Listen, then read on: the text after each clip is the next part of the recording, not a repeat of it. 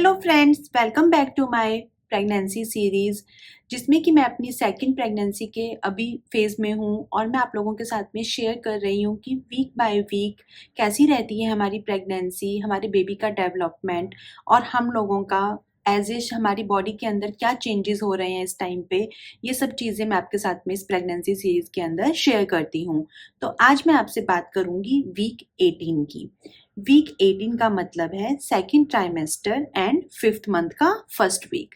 Fifth month start हो जाता है जैसे ही वीक 18 आता है। तो सबसे पहले तो बहुत बहुत कंग्रेचुलेशंस कि आप लोगों ने 4 मंथ्स कंप्लीट कर लिए हैं।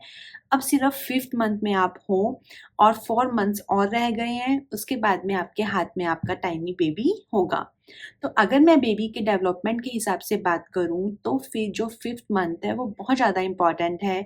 फिफ्थ मंथ के अंदर एक स्कैन होता है जो कि आप बिल्कुल भी मिस मत करना, जो कि फिफ्थ मंथ के लास्ट के अंदर होगा, लास्ट वीक के अंदर।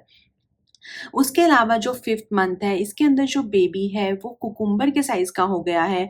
कुकुम्बर इसलिए भी बोला जाता है क्योंकि जो बेबी है अब वो स्ट्रेटन हो गया है। अगर आपने पहले के अल्ट्रासाउंड देखा होगा थर्ड मंथ में तो थोड़ा कर्वी सा होता है बेबी, अभी वो थोड़ा स्ट्रेटन होना स्टार्ट हो जाता है उसकी बॉडी।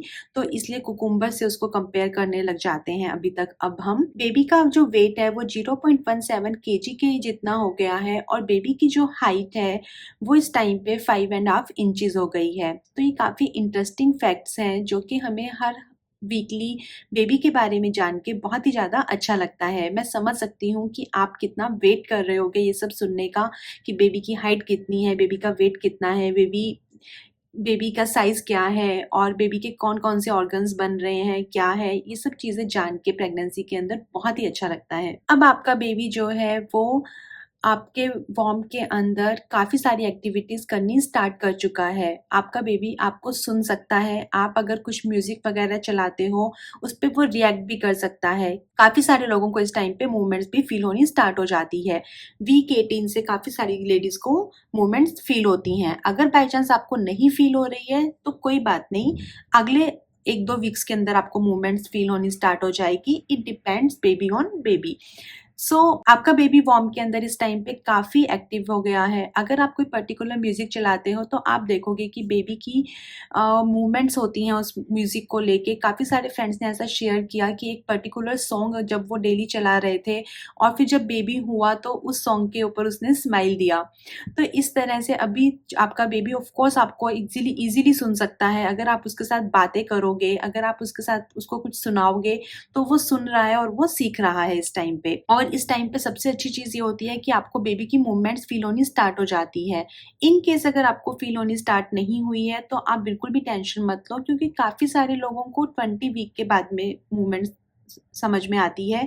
तो इसलिए वो सबका अलग-अलग होता है, बॉडी टू बॉडी डिपेंड करता है। मुझे भी 18th वीक के अंदर कोई मूवमेंट्स नहीं फ़ील हो रही थी और किकिंग-विकिंग तो बिल्कुल भी नहीं हो रही थी। इवन इवन की मूवमेंट्स भी फ़ील नहीं हो रही थी। थोड़ा बहुत मुझे कई बार पेल्विक पेन ऐसा लगता था, वो आपका यूट्रस बड़ा हो रहा है इस कारण से ऐसा लगता है। लेकिन हाँ, थोड़ा बहुत जो बेबी के साथ में जो बातें-वातें हैं वो हम लोग स्टार्ट कर दिए थे और उसके अलावा जैसे कुछ एक आधा जैसे गाना है वो हम उसके लिए गाते थे। तो ये सब चीज़ें हम लोगों ने उस टाइम पे स्टार्ट कर दी थी। तो फिफ्थ मंथ ऑफ प्रेगनेंसी के अंदर कुछ अच्छे चेंजेस और कुछ बैड चेंजेस हमारी बॉडी के अंदर होते हैं। अच्छा तो ये है कि अब हमें थकान उतनी ज़्यादा नहीं लगती है, एनर्जी लेवल्स काफ़ी ज़्यादा बेटर लगते हैं। जो काम करने में पहले थकावट लगती थी वो सब काम अब ईज़िली हो जाते हैं। मॉर्निंग सिकनेस इतना नहीं लगता है। वो बात अलग है कि कुछ-कुछ लोगों को ये सिम्पटम्स रहते हैं, but most of the cases में सारे सिम्पटम्स चले जाते हैं। एनर्जी लेवल तो एटलीस्ट हर लड़की से मैंने सुना है कि उसका बेटर हो जाता है सेकंड ट्राइमेस्टर में, क्योंकि शायद फर्स्ट 3 मंथ्स इतने ज़्यादा एनर्जी डाउन रहती है कि ऑटोमेटिकली आपको बेटर ही लगता है सेकंड ट्राइमेस्टर। उसके अलावा सेकंड ट्राइमेस्टर के अंदर कुछ अलग इश्यूज़ होते हैं, जैसे कि आपको अ, मतलब गम्स के अंदर अगर आपको ब्लीडिंग हो रही है या फिर आपको मतलब कि स्टफ़ी नोज़ बहुत ज़्यादा हो रहा है या फिर क्या होता है, इंडाइजेशन होता है, ब्लॉटिंग होती है, पैर काफ़ी सूज जाते हैं काफ़ी लोगों के। तो ये जितने भी ऐसे प्रॉब्लम्स हैं, ये सब कुछ भी डिफरेंट नहीं है जो आपके साथ में हो रहा है। ये सारे प्रॉब्लम्स बाकी सब गर्ल्स के साथ भी होते हैं। कोई कोई प्रॉब्लम किसी के साथ होता है, कोई प्रॉब्लम किसी के साथ में होता है। तो इन सब की बिल्कुल भी टेंशन मत लो और ये मत सोचो कि सिर्फ़ ये मेरे साथ ही हो रहा है। इसके लिए एकदम सिंपल सा है कि सिंपल से घरेलू नुस्खे करो, कोई दवाई वगैरह कभी मत लेना बिना डॉक्टर को बताए। इवन कि अगर स्टफ़ी नोज़ भी है तो जस्ट विक्स लगा लिया, बस उतना ही करती थी मैं भी। उसके अलावा कुछ नहीं कि ऐसे खा के आप कुछ भी नहीं ले सकते हो। इवन आप कफ सिरप भी नहीं ले सकते, बिल्कुल भी अलाउ नहीं होता है। अगर ऐसे गर्मी-वर्मी के अंदर हो तो जिंजर वगैरह भी बहुत ज़्यादा अलाउ नहीं होता है। थोड़ा-सा प्रेगनेंसी में ध्यान रखना चाहिए, ऐसे कुछ भी खाना-पीना नहीं चाहिए। थोड़ा-सा सोच समझ के खाना चाहिए कि मतलब कि बहुत ज़्यादा गर्म चीज़ें आप नहीं खाओ। तो कई बार ऐसा होता है कि इंडाइजेशन या हार्ट बर्न हो रहा है, तो उसका एक रीज़न ये भी होता है कि जो डॉक्टर ने हमको फॉलिक एसिड या हमको आयरन और कैल्शियम वगैरह दिया है, उसकी टाइमिंग्स हमको नहीं पता होती हैं। तो जैसे मुझे डॉक्टर ने बोला कि जो मुझे आयरन सप्लीमेंट है वो 11 बजे लेना है आफ्टर ब्रेकफ़ास्ट, और जो कैल्शियम का सप्लीमेंट है वो मुझे रात को खाने के बाद में लेना है। तो मैंने डॉक्टर से क्लियरली पूछ लिया था, तो उन्होंने मुझे बताया। तो फिर आपका उसको एब्ज़ॉर्ब होना भी ज़रूरी है आपकी बॉडी के अंदर। तो सप्लीमेंट्स वगैरह भी आपको टाइम पे लेना बहुत ज़्यादा ज़रूरी है, और साथ में सही टाइम पे लेना कि आपको कौन से टाइम पे लेना है, उसी टाइम पे आप लो।